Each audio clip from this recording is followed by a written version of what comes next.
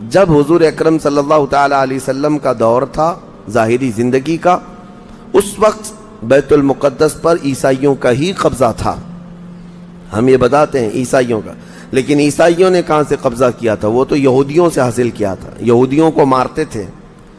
اتنی خطرناک جنگیں ہوتی تھیں عیسائیوں میں اور یہودیوں میں کہ بیت المقدس میں خون خرابہ یہ آج کی تاریخ نہیں ہے، بہت پرانی تاریخ ہے. ٹائٹس نام کا ایک عیسائی بادشاہ جس نے پورے بیت المقدس کی اینٹ سے اینٹ بجا دی تھی، اور اس نے جتنے یہودی وہاں پر آباد تھے سب کو قتل کروا دیا تھا. پھر عیسائیوں کا قبضہ ہوا تھا.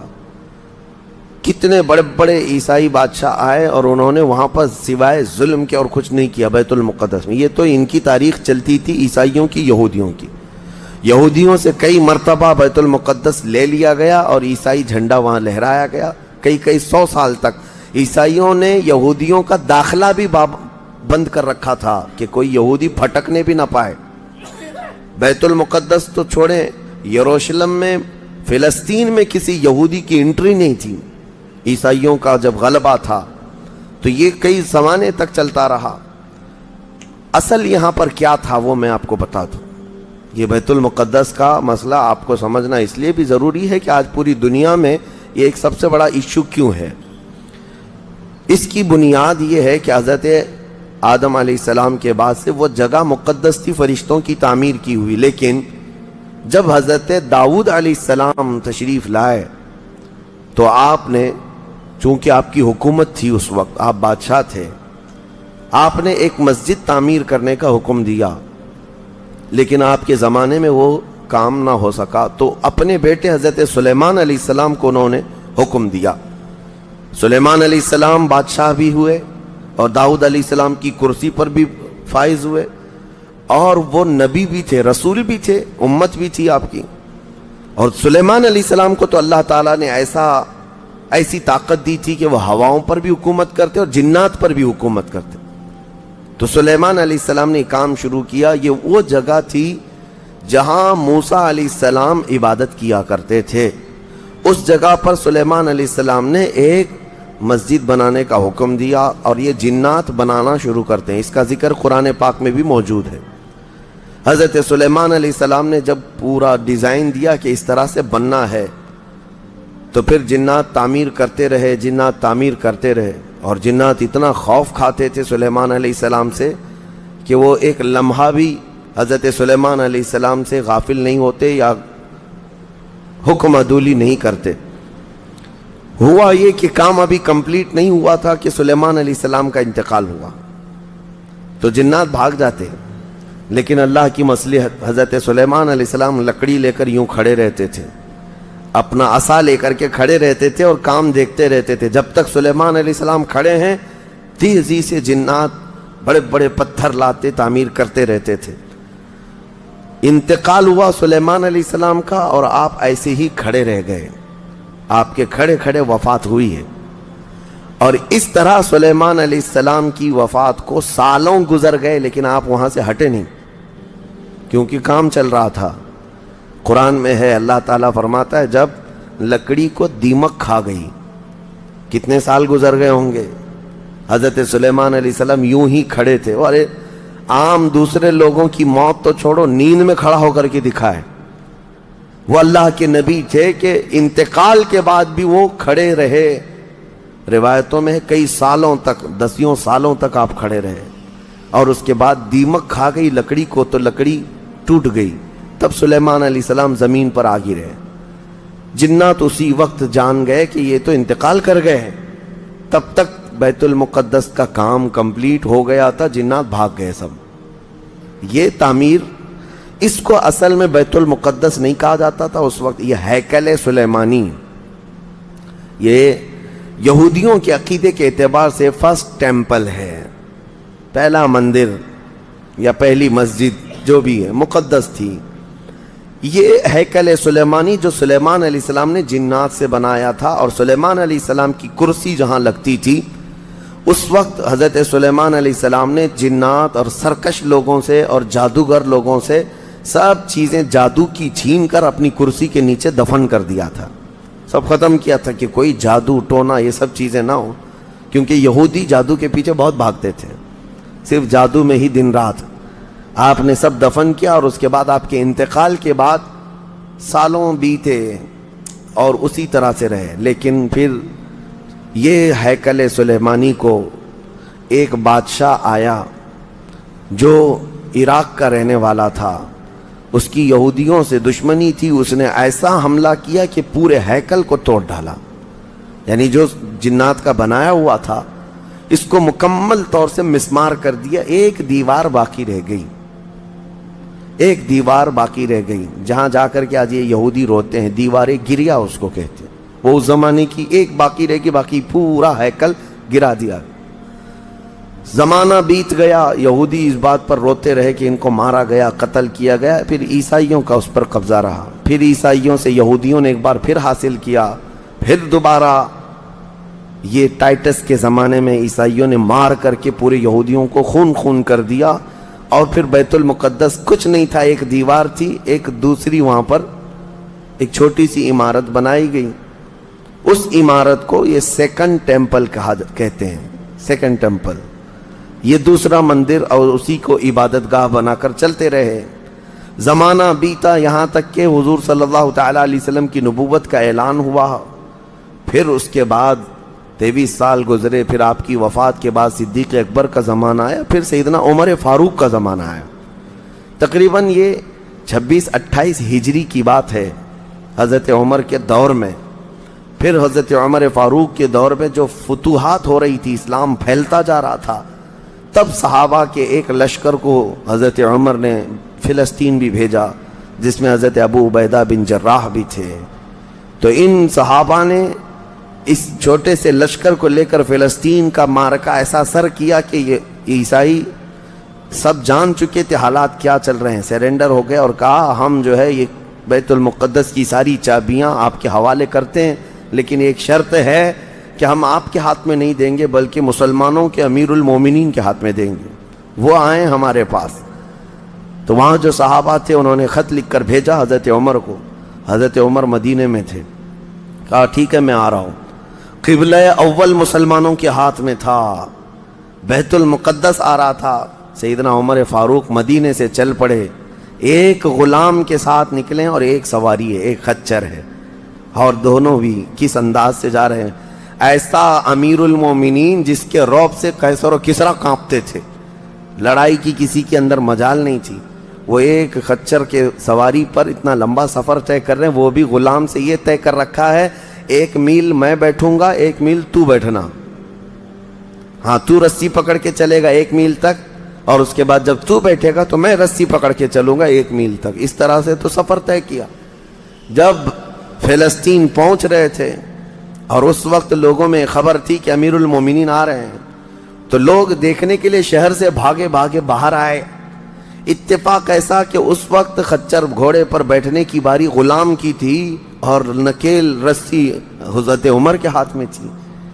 دوڑے ہوئے لوگ آئے جو نہیں پہچانتے تھے، عیسائیوں نے امیر المومنین کہہ کر اس غلام کا استقبال کیا کہ تشریف لائیں۔ تب جو صحابہ تھے وہاں پر انہوں نے پکار کر کہا نادانو، وہ امیر المومنین نہیں، رسی پکڑا ہوا امیر المومنین ہے، یہ امیر المومنین ہے۔ پہلی مرتبہ ان اعلیٰ اخلاق و کردار کو عیسائیوں نے دیکھا تھا کہ وقت کا خلیفہ کوئی گھوڑے کی رسی پکڑ کر کے بھی چلتا ہے، تو بہت متاثر ہوئے، اور اس کے بعد بنا کسی جنگ کے حضرت عمر فاروق رضی اللہ تعالیٰ عنہ بیت المقدس میں داخل ہوئے، اور ان عیسائیوں نے جو کچھ بھی وہاں پر کیا تھا اس کو نکالا۔ پھر حضرت عمر فاروق رضی اللہ تعالیٰ عنہ نے پہلی اذان دینے کا حکم فرمایا، وہ ظہر کی اذان تھی، آپ نے وہاں پر نماز پڑھائی۔ پھر اس کے بعد یہ سلسلہ چلتا رہا۔ اب اس میں تفصیل ہے، عیسائیوں کو اسی طرح ہم بھی بھگاتے، مسلمان بھی بھگاتے، جیسے یہ یہودیوں کو بھگاتے تھے، تو انہیں آج بولنا چاہیے تھا کہ مسلمانوں نے زبردستی قبضہ کیا۔ حضرت عمر فاروق کا عام اعلان تھا کہ جو یہاں پر رہنا چاہے اس کے لیے کھلی آزادی ہے، حتیٰ کہ عیسائیوں کا چرچ بھی تھا پرانا، حضرت عمر نے کہا اس کو توڑا نہ جائے، اس میں عبادت جو ہوتی ہے ان کو اپنی عبادت کرنے دیا جائے۔ حضرت عمر چاہتے تو اینٹ سے اینٹ بجا دیتے، نکال کر صاف کر دیتے ہیں، لیکن آپ نے کھلی اجازت دی، اور عیسائی ویسے ہی باقی رہے۔ 400 سال تک یہ سلسلہ چلتا رہا۔ پھر فاطمی دور آیا، یعنی بنو عباس کی خلافت ختم ہوئی۔ فاطمیوں کا غلغلہ تھا، انہوں نے خلافت سنبھالی، لیکن وہ مضبوط نہیں تھے، کمزور خلیفہ آئے، جس کی وجہ سے صلیبی طاقتیں جتنی بھی تھیں سب آ کر کے اس خلیفہ پر قبضہ جما لیا، اور بیت المقدس میں اجازت پہلے مانگ لی کہ ہمیں آنے جانے کی اجازت دی جائے۔ جب آنے جانے کی اجازت مل گئی تو پورے علاقے پر زبردستی غاصب قبضہ کر کے وہاں سے سارے مسلمانوں کو ختم کر دیا، بہت مسلمانوں کا قتل کیا۔ فلسطین کی سرزمین یہودیوں کے قتل سے بھی بھری ہے، مسلمانوں کے قتل سے بھی بھری ہے، اور یہودیوں نے عیسائیوں کا بھی قتل کیا ہے، لیکن مسلمانوں کا قتل عام کر کے یہ زبردستی فائز ہوئے ہیں کس پہ؟ بیت المقدس پر۔ یہ قبضہ جو ہے 87 ایئرز تک چلتا رہا، 87 سال تک۔ یہ اس وقت کا المیہ تھا کہ مسلمان خلیفے تھے، گورنر تھے، بہت سارے حکمران تھے، رونا روتے تھے، لیکن کوئی آگے بڑھنے کو تیار نہیں تھا۔ کردستان کا ایک شہزادہ صلاح الدین ایوبی، جو نور الدین زنگی کے شاگرد تھے اور ان کی فوج کے سپاہی تھے، ان کو یہ روزانہ خبریں تھی کہ بیت المقدس میں سب کچھ اجاڑ دیا گیا ہے، مسلمانوں کی اذان بند ہے، وہاں نہ جمعہ کا خطبہ ہو سکتا ہے، نہ ہی عبادت کے لیے وہاں پر نماز پڑھی جا سکتی ہے۔ ایک دن گزر رہے تھے، انہوں نے ایک لکڑی کا ممبر بنوایا اور پھر عزم کر لیا کہ یہ ممبر میں بیت المقدس میں رکھ کر کے رہوں گا اور اس سے خطبہ دیا جائے گا۔ وہ ان کا عزم تھا اور اس پر لے کر کے چلتے رہے۔ تقریباً آپ نے 17 جنگیں لڑی ہیں، 17 جنگیں لڑی، اور صلاح الدین ایوبی کو جو درپیش مسائل تھے وہ کہا گیا ہے کہ پہلے تو انہوں نے جو روڈ میپ بنایا تھا اس حساب سے ان کو 2 سال کے اندر یہ جنگوں میں فتح کر لینا تھا۔ 2 سے 4 سال کے اندر ان کے دماغ میں یہ تھا کہ بیت المقدس کو میں حاصل کر لوں گا، لیکن فرماتے ہیں کہ اپنوں کی مخالفت اتنی تھی، جگہ جگہ سے کوئی مسلمان بیٹھا ہوا ہے، نواب بیٹھا ہے، کہیں کوئی کسی چھوٹے علاقے کا خلیفہ، کوئی گورنر، سب پکڑ پکڑ کر کے ان کی ٹانگ کھینچیں، ان کے فوجیوں میں ورغلائیں اور الگ الگ وسوسے ڈالیں، جس کی وجہ سے پہلے اپنوں سے بھڑتے بھڑتے آپ کو 18 سال لگ گئے۔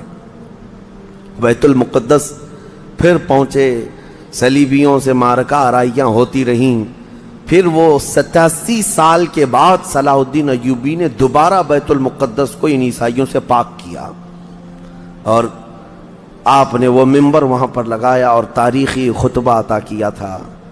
اس کے بعد وہ بیمار ہو گئے صلاح الدین ایوبی رحمۃ اللہ تعالی علیہ۔ 17 جنگیں جس نے لڑیں، اور عیسائی آج بھی صلاح الدین کے نام سے ڈرتے ہیں، اور بہت سارے تعریف بھی کرتے ہیں کہ ایسا جرنیل ہم نے دیکھا ہی نہیں دنیا میں صلاح الدین ایوبی کی طرح۔ وہ خون کا پیاسا نہیں تھا، وہ امن کا پیاسا تھا۔ کتنے تو قیدی ایسے آتے تھے جن کو وہ صرف ایگریمنٹ کر کے آزاد کر دیتا۔ عیسائی اس بات پر آج بھی اقرار کرتے ہیں کہ جنگوں میں قید جو ہونے والے کو کوئی چھوڑتا نہیں ہے، لیکن صلاح الدین ایوبی ایک نہیں لاکھوں لوگوں کو آزاد کیا ہے، 1000 بھی نہیں، لاکھوں لوگوں کو آزاد کیا ہے۔ صلاح الدین ایوبی رحمۃ اللہ تعالی علیہ، اللہ ان کی تربت پر کروڑوں رحمتیں نازل فرمائے۔ حیرت کی بات یہ ہے کہ ان کا آخری وقت آیا تو رونے لگے، بستر پر رو رہے تھے۔ لوگوں نے پوچھا کہ کیا بات ہے؟ صلاح الدین ایوبی کہتے ہیں میں نے منت مانگی تھی اللہ سے کہ اے اللہ بیت المقدس فتح ہو جائے تو میں حج پہ جاؤں گا۔ کہا تو پھر کیا ہوا؟ کہا میرے پاس اتنے پیسے نہیں ہیں کہ میں حج کر سکوں۔ یہ وقت کا وہ عادل حکمران جس کی تاریخ عدل سے بھری ہوئی ہے، لیکن یہ بھی تاریخ ہے کہ مال لوٹ کر کے اگر اپنا محل بنایا ہوتا تو صلاح الدین کے بہت سارے آج محلات ہوتے، لیکن وہ آخر وقت بستر پر اس غم سے رو رہے تھے کہ میرے پاس حج پہ جانے کے لیے پیسے نہیں ہیں۔ جس کے زیر نگیں کتنے علاقے آتے تھے اس وقت، بہت سارے علاقوں کا وہ خلیفہ۔ لیکن میرے عزیزو، اسلام کی سچی تاریخ ایسے ہی خلفاء سے ہے، ایسے ہی خلفاء سے نظام ہے۔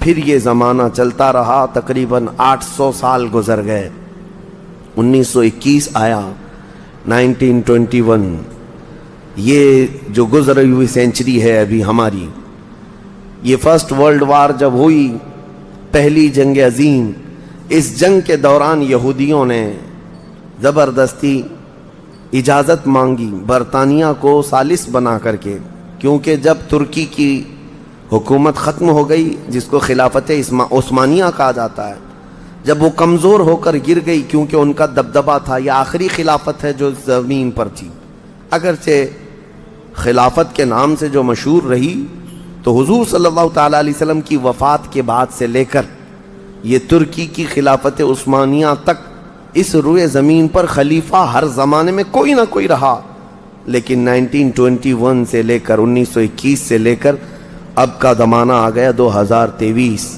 اتنے سال، 100 سال گزر گئے، پوری دنیا میں اب کوئی خلیفہ مسلمانوں کا نہیں رہا۔ بادشاہ تو بہت سارے ہیں، امیر المومنین اور خلیفہ کے نام سے اس روئے زمین پر اب کوئی نہیں۔ ان ظالموں نے ہماری خلافت کے نظام کو مار ڈالا، ختم کیا، خلافت کو زمین سے ختم کیا۔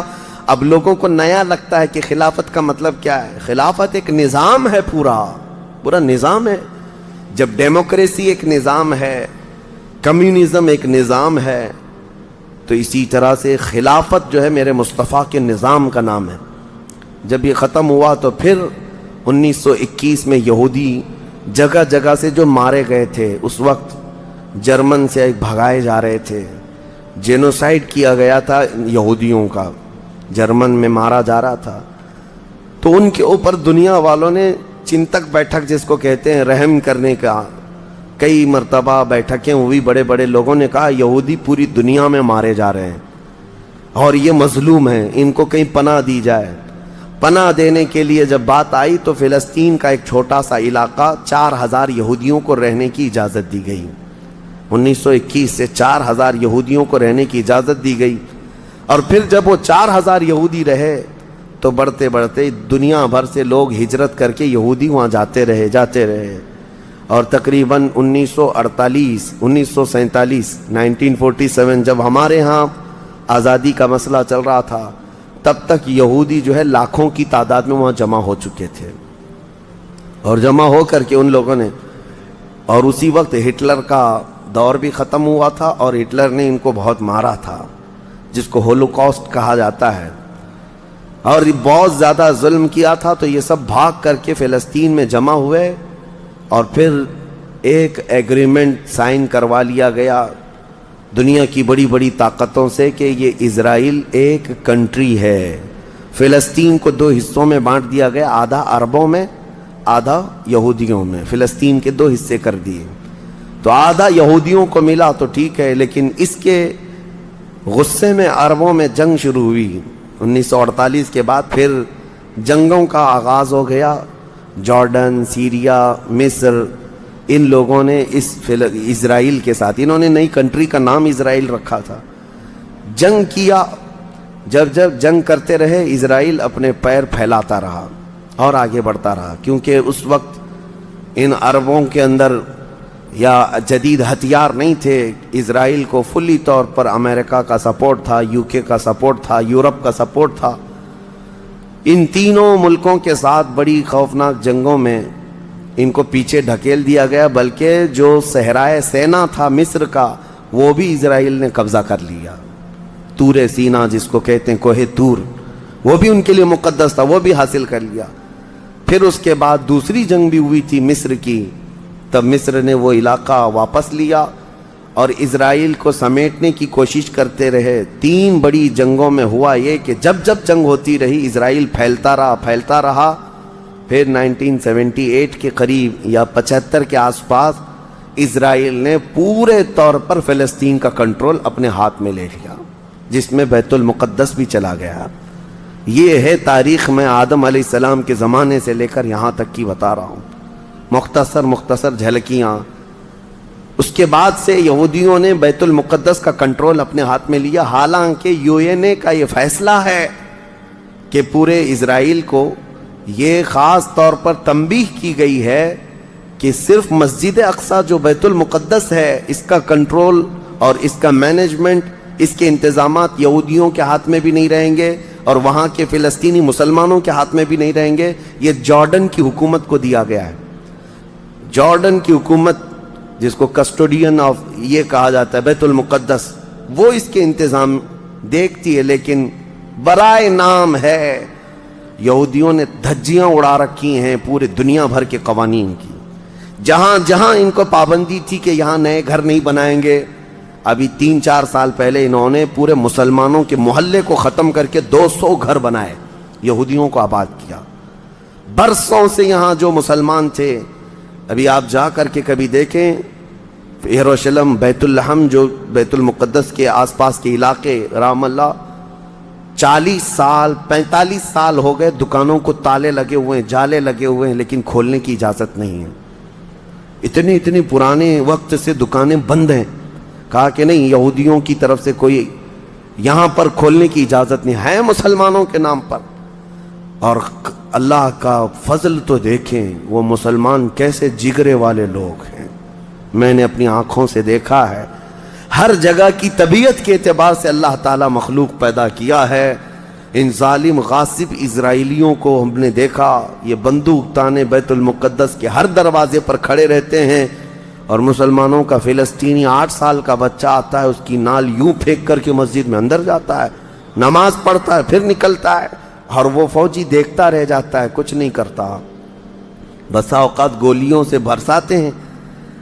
روزانہ کا معمول یہ ہے، رات کو گولیوں کی بارش ہوئی، سمیٹ کر کے ختم کیا گیا، زخمی ہاسپٹل میں گئے، دوسرے دن دیکھا عصر کے بعد بیت المقدس کے باہر صحن جو ہے وہاں پر پھر عورتیں، بچے، سب جو روزانہ عصر سے لے کر مغرب تک اپنی روٹیاں، اپنے کھانے لے کر کے آتی ہیں، بیٹھتی ہیں، ایسا لگتا ہے یہاں کچھ ہوا ہی نہیں، کچھ ہوا ہی نہیں۔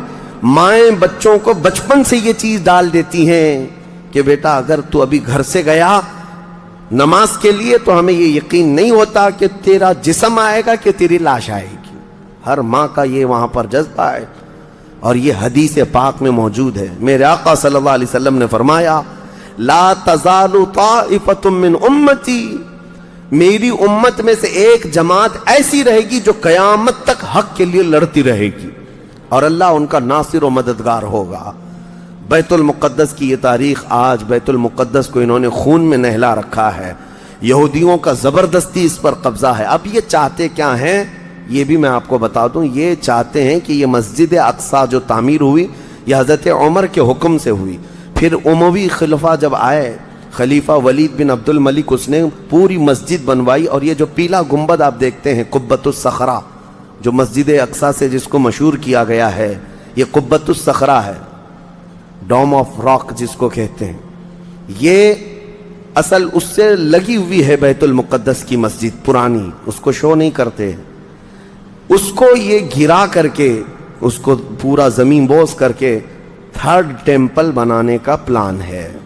ان کو یہ چاہیے کہ حضرت داؤد علیہ السلام کے زمانے میں جو کام شروع ہوا تھا، سلیمان علیہ السلام نے جو مندر بنایا تھا، جو ٹیمپل بنایا تھا، ہم اس کو اسی جگہ تعمیر کریں گے۔ تو بیت المقدس، مسجد اقصی کی دیوار سے دیوار انہیں گرانا ہے، اس کے لیے یہ کیا کیا سازشیں کرتے رہے، کھدائی کرتے رہے کہ یہاں پرانا خزانہ ہے، فلاں چیزیں ہیں، ثبوت نکالنا ہے۔ کتنا دیواروں کو ہلانے کے لیے آرٹیفیشیل زلزلے لائے گئے، مصنوعی طور پر یہ زمین ارتھ کویک لائے گئے کہ مسجد اقصی گر جائے، لیکن اللہ کی مرضی جب تک چاہے۔ اب اگر حالات ایسی ہیں تو یہ مسجد اقصی کو گرا کر کے وہاں پر ایک 3rd ٹیمپل بنائیں گے، جس کا پورا آرکیٹیکٹ ڈیزائن بھی انہوں نے ظاہر کر دیا ہے، نشر کر دیا ہے، کوئن بھی ایک جاری کر دیا ہے، جس کو لے کر کے ان کے 3rd ٹیمپل کے اندر جائے گا، آئے گا۔ یہ 2017 کی بات میں بتا رہا ہوں، پوری تیاریاں کر لی گئی ہیں۔ اب دیکھا گیا ہے کہ مسلمان ہر جگہ سے سوئے ہوئے ہیں، اب کوئی بھی اٹھتا نہیں ہے۔ عربوں کے منہ میں تو انہوں نے اپنی زبان رکھ دی ہے، عرب اب بولنے کے قابل نہیں رہ گئے، اور بغل کے جو دیش لڑے تھے پہلے، مصر، سیریا، جارڈن، آج ان کی حالت کیا ہے؟ وہ خود خانہ جنگی میں مبتلا ہیں، آپس کی لڑائیوں میں مصروف ہیں۔ اسرائیل کی غنڈہ گردی اور دادا گیری اس حد تک بڑھ گئی ہے کہ اسے آس پاس کسی کا خوف نہیں۔ ہاں اگر کچھ بولتا ہے تو کبھی ترکی بولتا ہے، ہاں اس کو اپنے اس ملک کے لیے سب سے بڑا خطرہ محسوس ہوتا ہے تو ایران ہے۔ ایران کو اس نے سعودی سے ایسا لڑا کر کے رکھا ہے کہ وہ آپس میں جنگیں کرتے رہیں۔ اسی لیے ابھی ایران اور سعودی کا پیس معاہدہ ہوا، ایگریمنٹ ہوا، تو سب سے پہلے نیند حرام ہو رہی ہے اسرائیل کی کہ یہ اگر دوست ہو گئے تو میرا کیا ہوگا، میری حفاظت کیا ہوگی۔ اسرائیل حماس کو مدد کرتا ہے، جو غزہ میں ایک علاقہ باقی رہ گیا مسلمانوں کا جو فلسطین کے اندر ہے، جو آج تک لڑ رہے ہیں، آج تک راکٹ داغتے ہیں، اسرائیل کے ساتھ لڑتے۔ 20,000 کی تعداد ہے وہ بیچاروں کی، 20,000 کی تعداد ہے۔